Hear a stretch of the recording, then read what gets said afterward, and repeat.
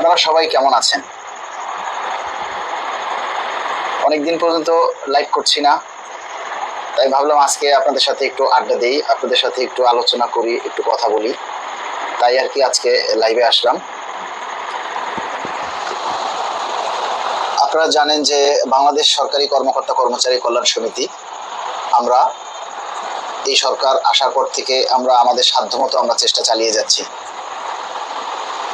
আমরা স্মারকলিপি দিয়েছি সারা বাংলাদেশ থেকে। আমরা মাননীয় প্রধানমন্ত্রীর সাথে সাক্ষাতের জন্য আবেদন করেছি এবং তার পরবর্তীতে আমরা বিভিন্ন জেলায় বিভাগে আমাদের পে স্কেল বাস্তবায়নের জন্য যে আলোচনা সভা সেটা আমরা শুরু করেছি। চট্টগ্রাম বিভাগীয় সমাবেশ অনুষ্ঠিত হয়েছে।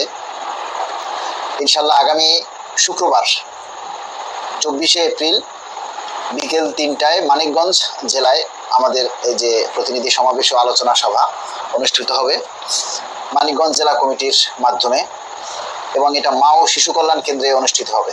আপনারা যারা মানিকগঞ্জের আশেপাশে আছেন, মানিকগঞ্জের যতগুলি জেলা যতগুলি উপজেলা পৌরসভা আছে, বিশেষ করে সাভার, ধামরাই, ইসলামপুর, ঘেওর, এই যে অন্যান্য যে জায়গাগুলো, সাটুরিয়া, পাটুরিয়া, এগুলি সব মানিকগঞ্জের আওতাভুক্ত। এই জায়গাগুলোতে যারা আছেন আপনারা সবাই আগামী শুক্রবার আপনারা আপনাদের নিজের দাবিতে, নিজের অধিকার আদায়ের জন্য আপনারা আগামী শুক্রবার মানিকগঞ্জ শহরে, জেলা শহরে আপনারা চলে আসবেন। দেখেন, আসলে আমরা দীর্ঘদিন থেকে আন্দোলন করছি, মানুষের ক্লান্ত লাগাটাই স্বাভাবিক, কিন্তু আমরা যদি এখন ক্লান্ত লেগে হাল ছেড়ে দেই তাহলে কি হবে বলেন? পে স্কেল ইনশাল্লাহ আগামী বাজেটে বরাদ্দ রাখবে এবং বাস্তবায়নও হবে, কিন্তু সেটাকে আরেকটু কনফার্ম করার জন্য আরো জোরালোভাবে আমাদেরকে আমাদের কাজ চালিয়ে যেতে হবে, আমাদের দাবিটা করতে হবে। কারণ কোনোভাবে যদি পিছলে যায় তাহলে আমাদের সকল চেষ্টা, সকল কষ্ট, সব কিছু ব্যর্থ হয়ে যাবে। তাই আমরা চাই আপনাদের সহযোগিতা। এখন এই শেষ সময় এসে আপনারা যদি ক্লান্ত হয়ে পড়েন, আপনারা যদি দাবির কথাগুলি আপনারা প্রচার না করেন, ঝিমিয়ে পড়েন, তাহলে এতদিনে আমাদের আসলে যে কষ্ট, এগুলি সব বৃথা যাবে।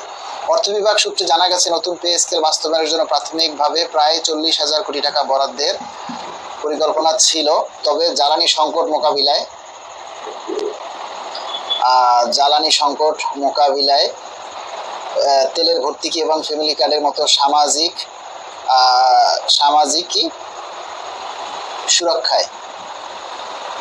সুরক্ষায় কর্মসূচিতে বড় অঙ্কের ব্যয় হয়ে যাওয়ায় পূর্ণাঙ্গ বেতন কাঠামো কার্যকর করা এই মুহূর্তে কঠিন হয়ে পড়েছে। ফলে সরকার এখনই চূড়ান্ত কোনো সিদ্ধান্তে, আমরা তো সম্পূর্ণ বেতন কাঠামো বাস্তবায়ন করতে বলছি না, আমরা বলছি যে ধাপে ধাপে দেখ, আংশিক বাস্তবায়ন করুক, একসাথে যদি করতে না পারে তাহলে ধাপে ধাপে করুক।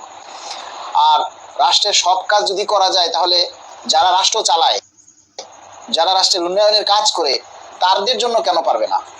এই সমস্ত উল্টাপাল্টা কোনো কথা আমরা মানতে রাজি না। এই সমস্ত উল্টাপাল্টা করতে কোনো কথা বা উল্টাপাল্টা এই সমস্ত সস্তা অজুহাত দেখাইয়া আমাদের পে স্কেল বন্ধ করা যাবে না। কারণ একটা রাষ্ট্র চলতে গেলে সেই রাষ্ট্রের সরকারি কর্মচারীরা প্রয়োজন।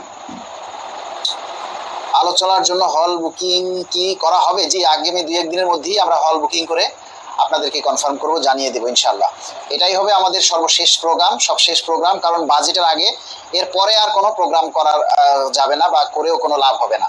তাই আমরা আপনাদের সর্বাত্মক সহযোগিতা চাই। আর এখন আমরা 24 তারিখ মানিকগঞ্জে প্রোগ্রাম করছি, আগামী 8 তারিখে পটুয়াখালী প্রোগ্রাম হবে, 8 মে, এবং আগামী 9 মেতে খুলনাতে প্রোগ্রাম হবে। আমরা চাই আপনারা সার্বিকভাবে আমাদেরকে একটু সহযোগিতা করুন। দেখুন, আমরা তো দৌড়ানে কম চেষ্টা করছি না, দৌড়ানে কম দৌড়াচ্ছি না। আপনারা সবাই ঘরে বসে বসে আপনারা যদি আমাদেরকে একটু সাময়িকভাবে, একটু সামান্য অর্থ দিয়েও যদি আমাদেরকে সহযোগিতা করেন, তাহলে আমাদের এই যে বিভিন্ন জায়গায় আমরা যাই, এই গাড়ি ভাড়াটাও তো আমাদের প্রয়োজন হয়, তাই না? আমরা নিজেরা আর কত করব বলেন? আমরা আর কত করব, তাই না?